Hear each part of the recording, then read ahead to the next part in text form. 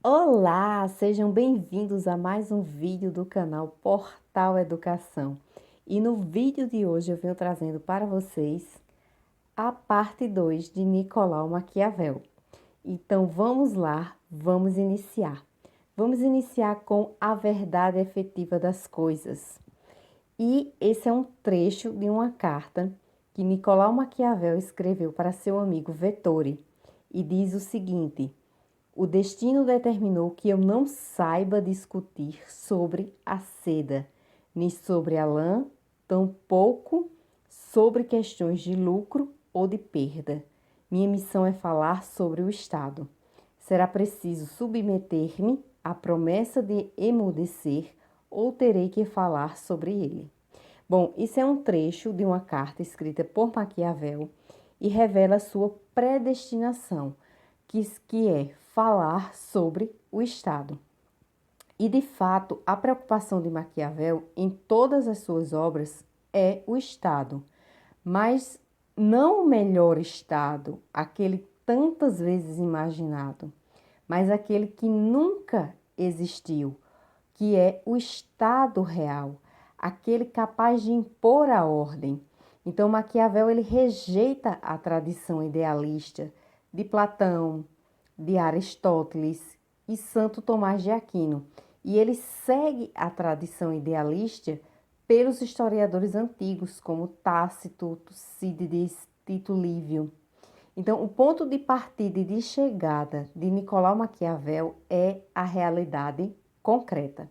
Daí a ênfase, a verdade efetiva das coisas. A regra metodológica de Maquiavel é ver e examinar a realidade tal como ela é e não como se gostaria que ela fosse.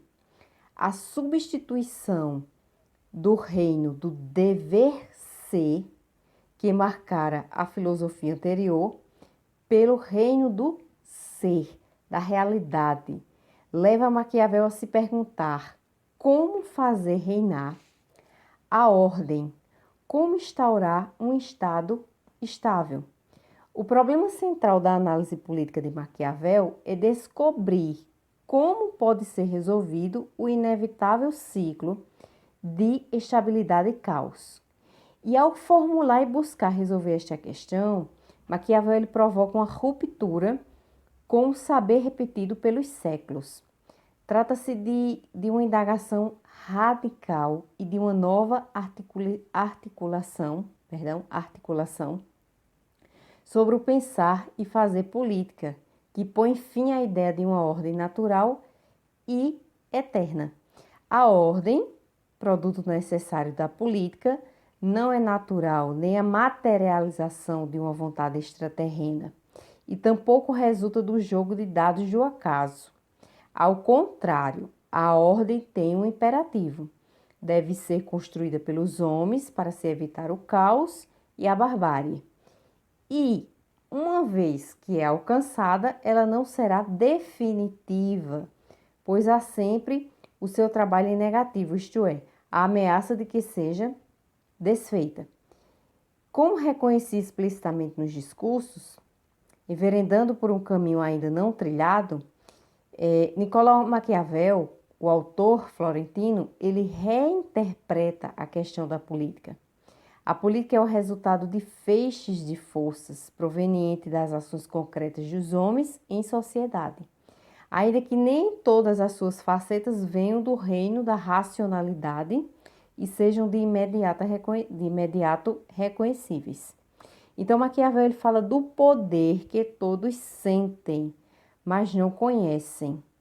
Porém, para conhecê-lo é preciso suportar a ideia da incerteza, da contingência, de que nada é estável e que o espaço da política se constitui e é regido por mecanismos distintos dos que norteiam a vida privada.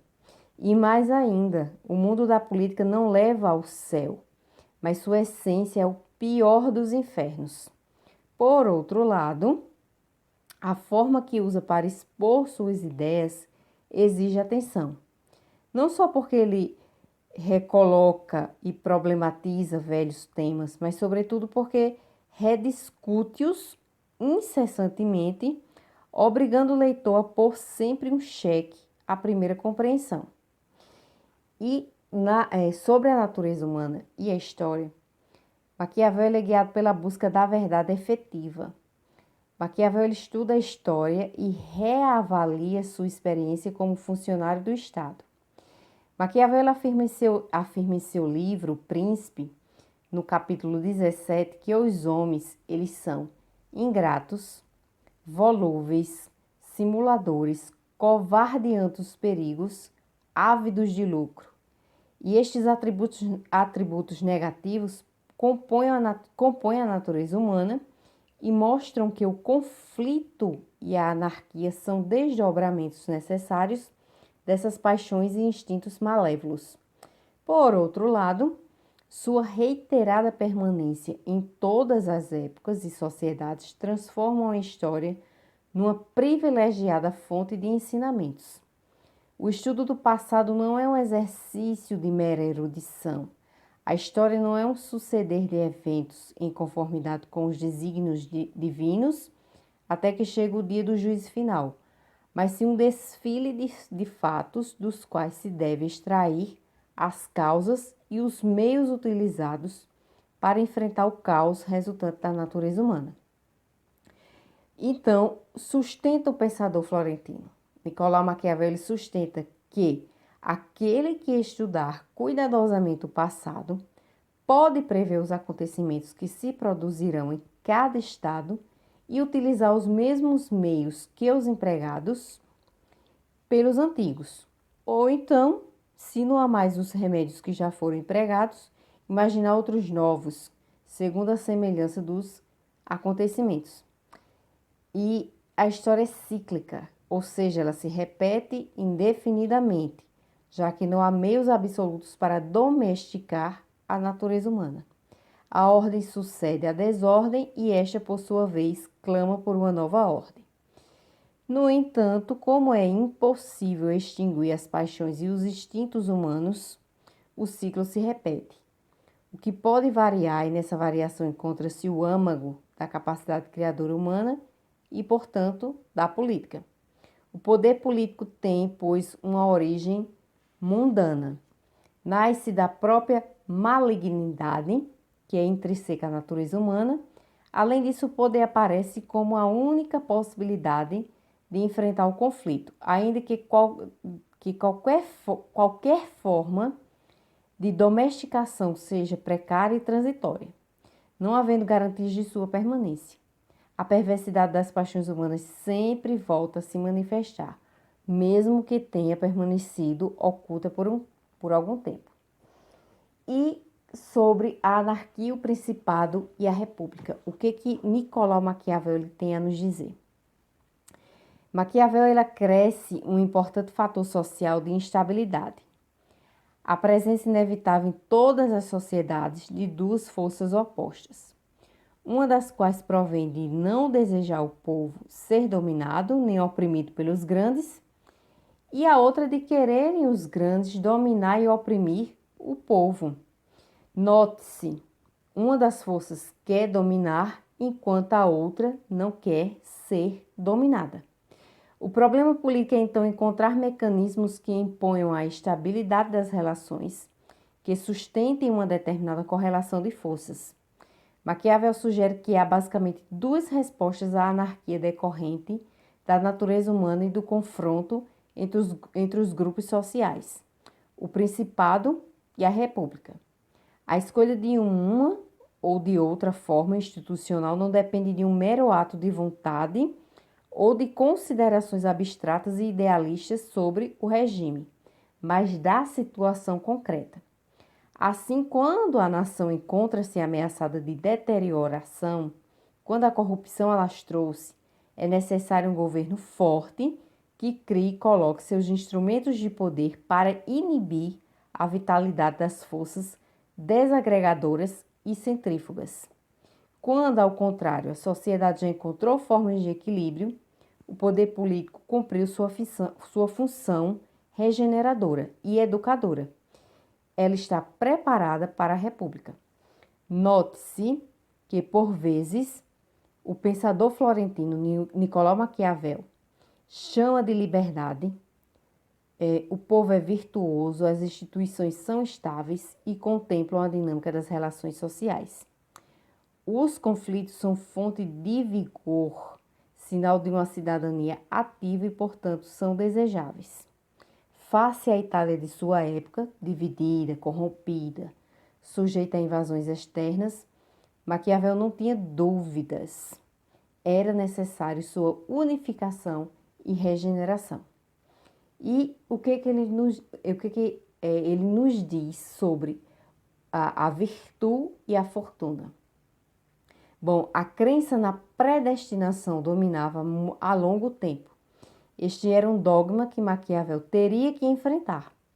Para pensar a virtude e a fortuna, mais uma vez Maquiavel ele recorre aos ensinamentos dos historiadores clássicos.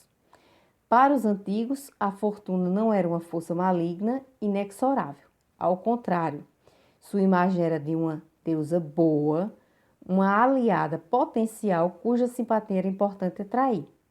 Esta deusa possuía os bens que todos os homens desejavam: a honra, a riqueza, a glória e o poder.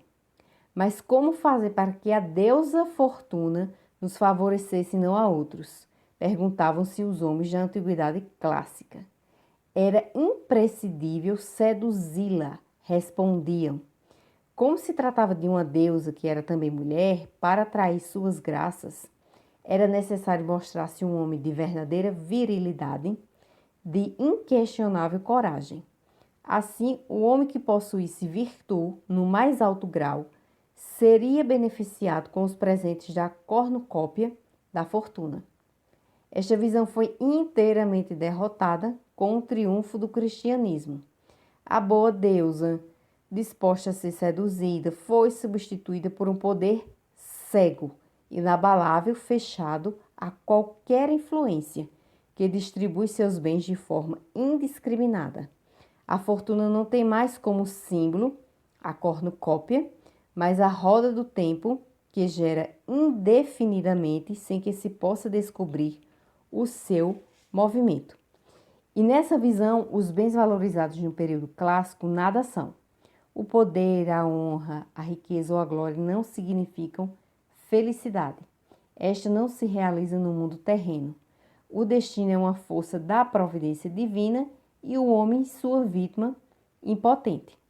No penúltimo capítulo de O Príncipe, Maquiavel inicia referindo-se a esta crença na fatalidade e a impossibilidade dos homens alterarem o seu curso.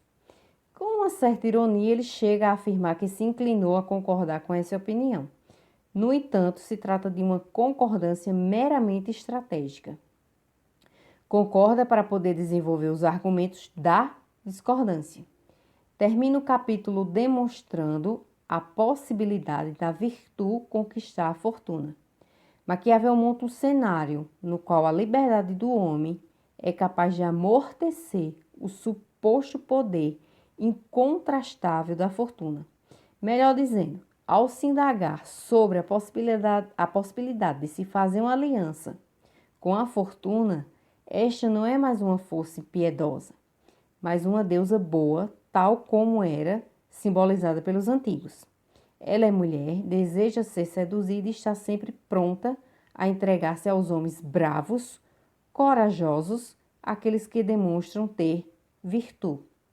Nesta imagem não cabe a ideia da virtude cristã, que prega uma bondade angelical alcançada pela libertação das tentações terrenas, sempre à espera de recompensas no céu. Ao contrário, o poder, a honra e a glória, típicas tentações mundanas, são bens perseguidos e valorizados. O homem de virtude pode consegui-los e por eles lutar. Dessa maneira, o poder nasce da própria natureza humana e encontra seu fundamento na força e é redefinido. Não se trata mais apenas da força bruta, da violência, mas da sabedoria no uso da força, da utilização virtuosa da força. O governante não é simplesmente o mais forte, já que este tem condições de conquistar, mas não de se manter no poder. mas sobretudo que demonstrar possuir virtude, sendo assim capaz de manter o domínio adquirido, e se não o amor, pelo menos o respeito dos governados. Maquiavel sublinha que o poder se funda na força, mas é necessário virtude para se manter no poder, mais nos domínios recém-adquiridos do que naqueles a longo tempo acostumados ao governo de um príncipe e sua família. Maquiavel sublinha que o poder se funda na força, mas é necessário virtude para se manter no poder. Ou seja, Maquiavel adverte que não há garantias de que o domínio permaneça. Vale para todas as formas de organização do poder. Um governante virtuoso, ele procurará criar instituições que facilitem o domínio. Sem virtude, sem boas leis, geradoras de boas instituições e sem boas armas, um poder rival poderá impor-se. A força explica o fundamento do poder, porém é a posse de virtude a chave por excelência do sucesso do príncipe. Sucesso esse que tem uma medida política, que é a manutenção da conquista. O governante tem que se mostrar capaz de resistir aos inimigos e aos golpes da sorte. É desta perspectiva que ganha um novo sentido a discussão sobre as qualidades do príncipe. Os ditames da moralidade convencional podem significar a ruína do príncipe. Um príncipe sábio deve guiar-se pela necessidade, aprender os meios de não ser bom e a fazer uso ou não deles, conforme as necessidades. Assim, a qualidade exigida do príncipe que deseja se manter no poder é, sobretudo, a sabedoria de agir conforme as circunstâncias. A política tem uma ética e uma lógica próprias. Maquiavel descortina um horizonte para se pensar e fazer política que não se enquadra no tradicional moralismo piedoso. A resistência à aceitação da radicalidade de suas proposições é seguramente o que dá origem ao termo maquiavélico. O pensamento político moderno e crítico, para decifrar o enigma proposto em sua obra, precisa resgatá-lo sem preconceitos e em sua verita effettuale. Eu acho que seja assim que se fala, eu não sei falar italiano nem francês. É o que se deve a Nicolau Maquiavel, o cidadão sem fortuna, o intelectual de virtude. Bom, é isso, eu finalizo os vídeos de Nicolau Maquiavel. Espero que vocês tenham gostado aí dessa parte 2 de Nicolau Maquiavel, do pensamento dele sobre a política, o que pode ter gerado ele ter ganhado essa fama dessa palavra tão famosa de maquiavélico. Quando se fala em Nicolau Maquiavel, se vem à cabeça essa palavra de maquiavélico. Espero que vocês tenham gostado. Um abraço e até o próximo vídeo. E não se esqueçam de curtir, deixar um comentário e o principal de tudo, se inscrever no canal para não perder os próximos vídeos. Um abraço!